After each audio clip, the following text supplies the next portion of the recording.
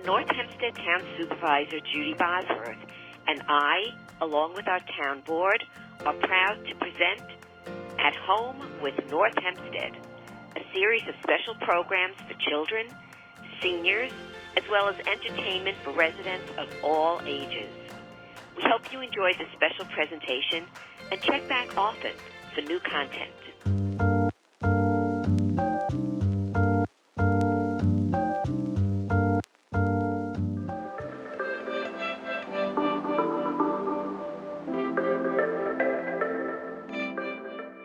Hello, my name is Ranger Eric Powers, and I wanted to bring this virtual tour of North Hempstead Beach Park into your home. This is an amazing place to find plants and animals indicative of the beach and learn about these interactions that are out here and also just have some fun out here because I know it's been tough. You haven't been able to get out so much, so let's bring the outside into your home, and we can do that virtually right here. So get ready, buckle up, and enjoy your time here at North Hempstead Beach Park.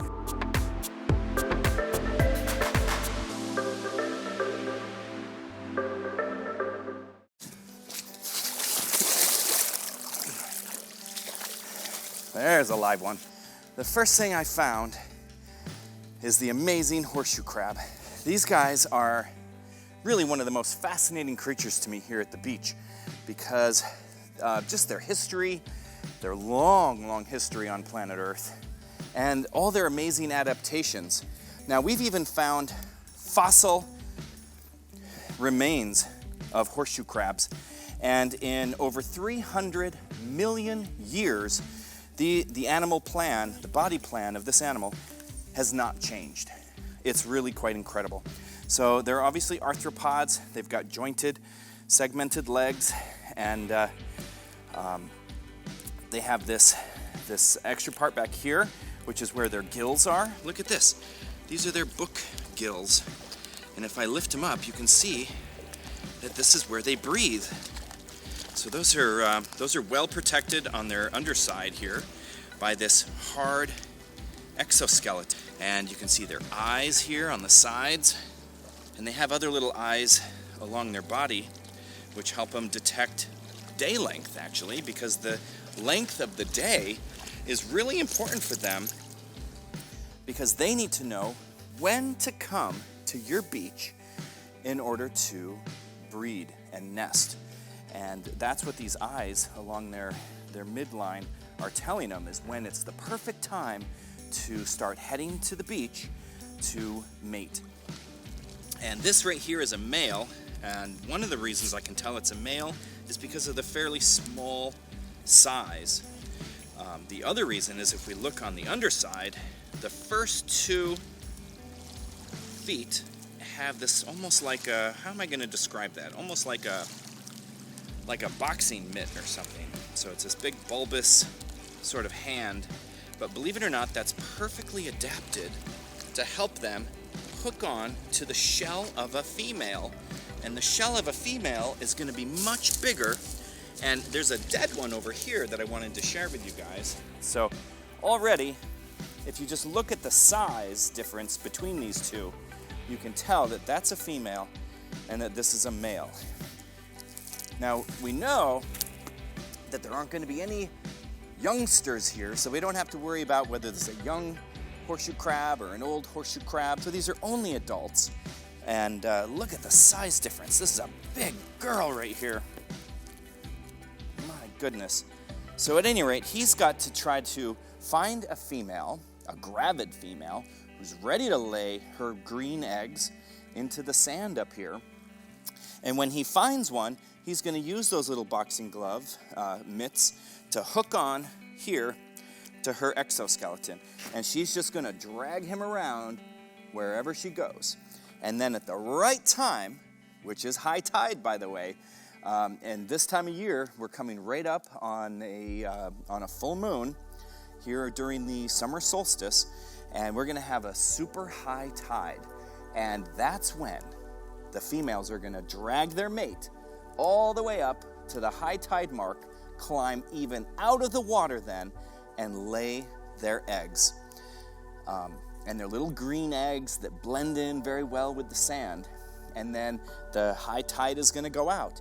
And then in a month's time, when we get our next big high tide cycle, that's when the eggs are going to hatch.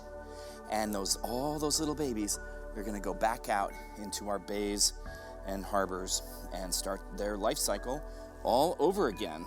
Isn't that amazing? So, and by the way, the horseshoe crabs are only an East Coast phenomenon. You won't find these guys in California or Oregon or any place like that, only here on the East Coast of North America and other East Coasts around the world. The East Coast of Australia, the East Coast of Asia, and that has links to their origins. This species first evolved on Gondwana land, which is when all the continents of Earth were one giant landmass. And after they broke up and went their separate ways, these species stayed on those east coasts of all those continents and continue that all these hundreds of millions of years later. Now I'm getting ready to release this boy back into the water where I got him. But I just want to point out how carefully I'm handling the horseshoe crab by the exoskeleton here. And I saw somebody the other day pick up a horseshoe crab by their telson. That's this stick tail that they have. But there's a very important reason why you don't want to pick up a horseshoe crab by their telson, and that's because this right here, this telson, is their emergency flip-over device. And you got to imagine, as these animals are coming up out of the water, a wave could easily flip them over on their back. And at this point, it's very dangerous for them because birds and other animals can get them at their most vulnerable while they're upside down and outside of the water. Their delicate gills are exposed. Their other organs and soft parts are exposed. So how is this animal going to be able to right itself? Well, that's why they've evolved with this emergency flip-over device, because what they're going to do is this has a large range of motion because it's got muscles and ligaments in there. And what he's hopefully going to do is he's going to bend this back, there he goes. He's going to arch his back, and look at that. Now this round shell comes into play, and it helps to flip them back over. And if you are picking up horseshoe crabs by this, that sheer weight of holding their body by just this little thin tail could stretch out those muscles or even break those muscles, and they lose the ability to use their emergency flip-over device. So that's why I urge you guys to just pick them up very carefully. Just use two hands, even underneath. Look, they're not doing anything to hurt me. So there's really, this is an innocuous animal. It's not going to hurt you, so don't worry about that. This is not a stinger. It has no venom or poison. This is just their emergency flip-over device. So here he goes. Head back out there, guy. And they're actually good swimmers once they get in deeper water. Here they go. I hope you live a great long life here in the town of North Hempstead.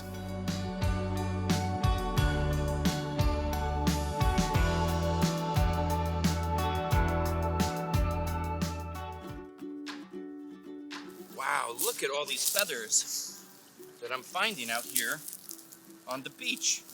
And I know that each one of these, I can recognize it, is the flight feather from a Canada goose. Look at all these that are washing up. And I just saw a whole gaggle of geese out here in the harbor behind me with their goslings. Look at all these feathers. Now, why are geese shedding all of these flight feathers? And I see a few other feathers in here too. Look at this, is not a flight feather.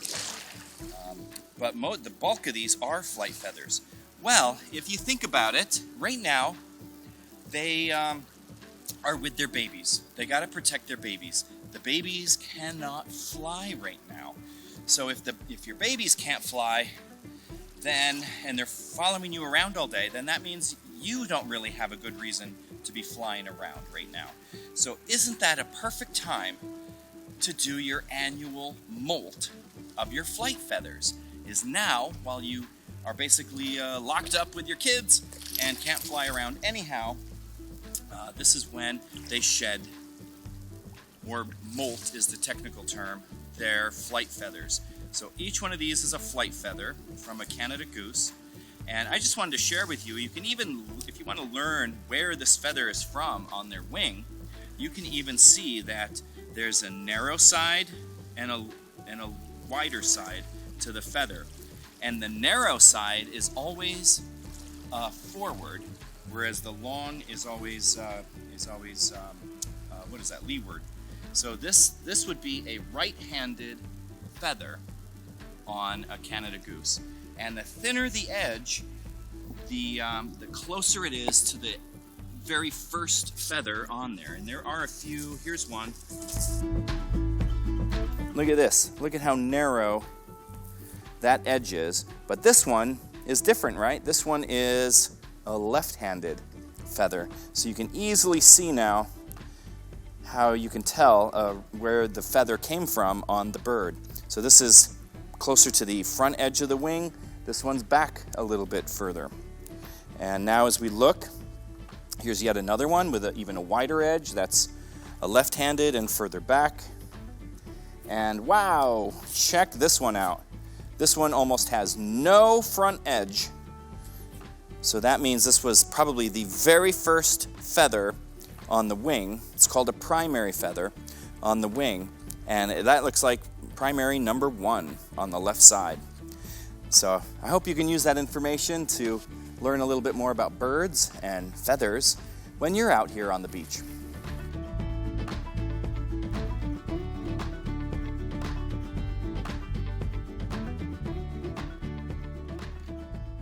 All right, so my trusty friend Gangsta, the therapy dog, has been helping me sniff out some other critters here. And now he's just taking a little break, rolling around. But look at what we found here. We found these clams, all sorts of different sorts of bivalves here, is what I like to call them. And here's the only one I see with the shells opened up. And you get a chance to see why it's really called a bivalve. Bi meaning 2, valves meaning shells. So it's got 2 shells on it. And they, of course, everyone's familiar with the fact that they can open and close those shells. They even have a foot that comes out and can help them dig down into the sand or mud. But the reason I wanted to talk to you guys, oh, here's another one with 2 shells. The reason I wanted to highlight our bivalves is because they are so vitally important for the health of our bay out here. And when you see these shells, I mean, try to appreciate these animals for what service they do for us and our bay. These are the animals that are filtering our water here, our seawater. And they can process just tens of gallons of water a day, filtering it out, removing the algae and other small critters that are living in the free-floating water, and then ejecting perfectly clean, clear water. And so we are thankful for these bays, that we are not completely overgrown with algae and having algae blooms and stuff like that. These are the animals that are keeping the bays clean. So we have a lot to thank for them. And we, as residents of the town of North Hempstead, it's up to us to be careful about what we're putting on our lawns, making sure that we're using organic fertilizers and not artificial ones, because the artificial fertilizers can bypass your grass, go into our groundwater, and come back up into the bays, which makes too much water saturated with nitrogen and growing too much algae for even our clams to digest. So it's important for us to help nature maintain a balance so that we don't get algae blooms. But if we can keep it in balance, then these clams are happy to keep the rest of it under control.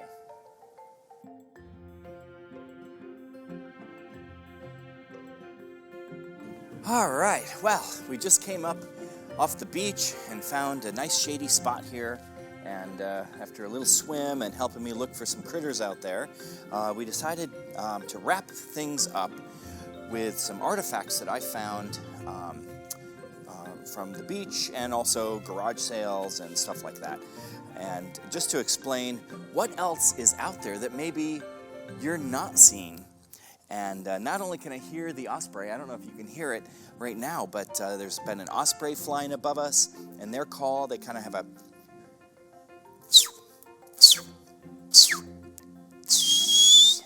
kind of a call. And so be listening for that when you're out on the beach. But also in the water, there's other things that you may not realize that are out there that are very exciting. And we've seen things like seals in our waters and sea turtles. We've seen whales and we've seen sharks. Just amazing stuff that's out there. And I brought some props here to share with you some of the other things that I found on the beach.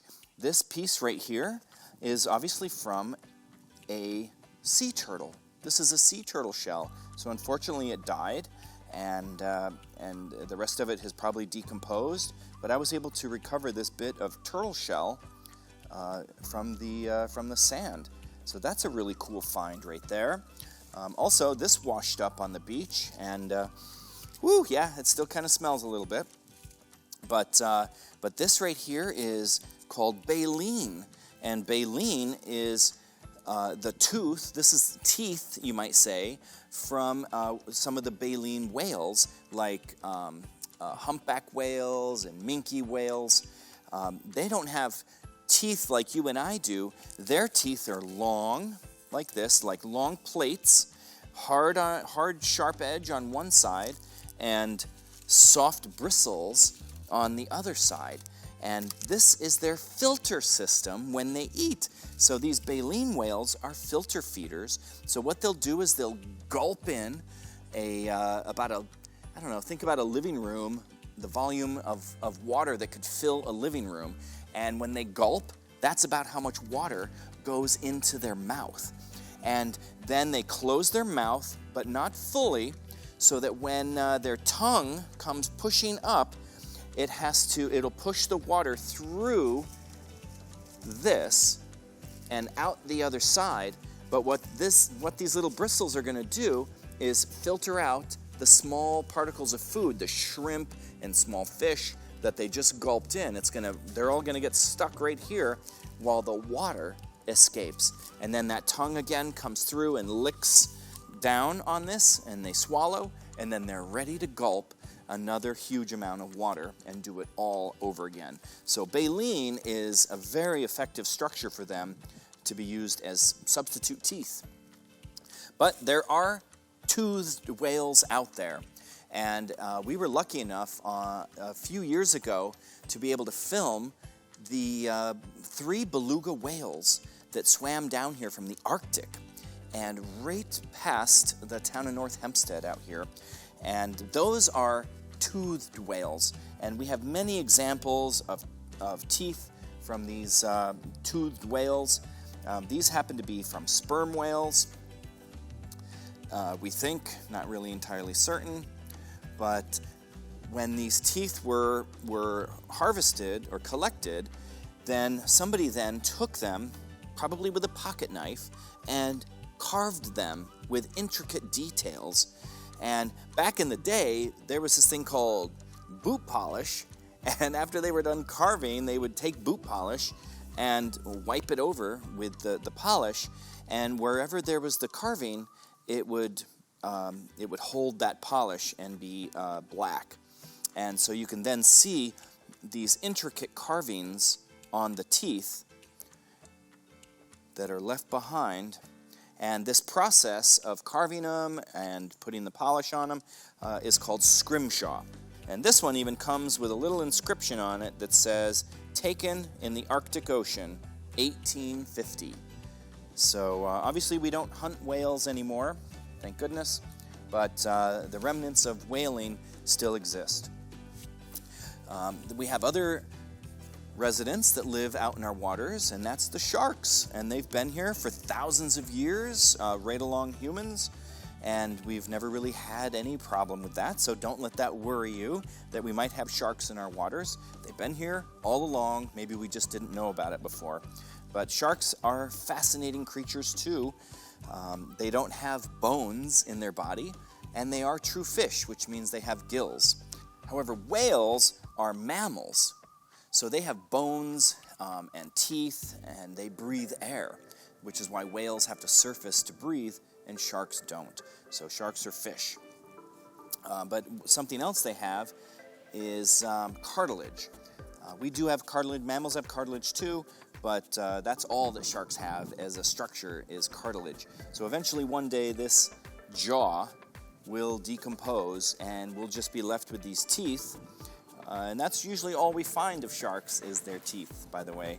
But what teeth they have, if I flip this around, you can just see the row after row of teeth, replacement teeth. So as the outer one breaks off, there's another one that will grow right into its place.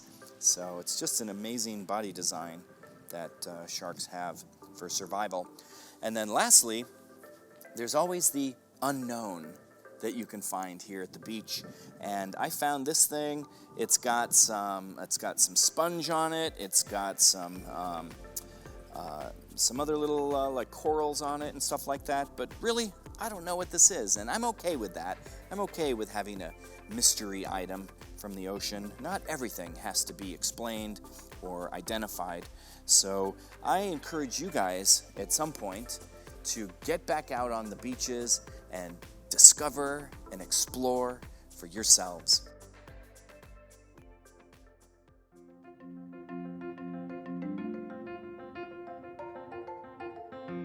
So once again, I want to thank you for joining me for this virtual tour of North Hempstead Beach Park. I realize this year is pretty unprecedented, and maybe you didn't get here to the beach yourself.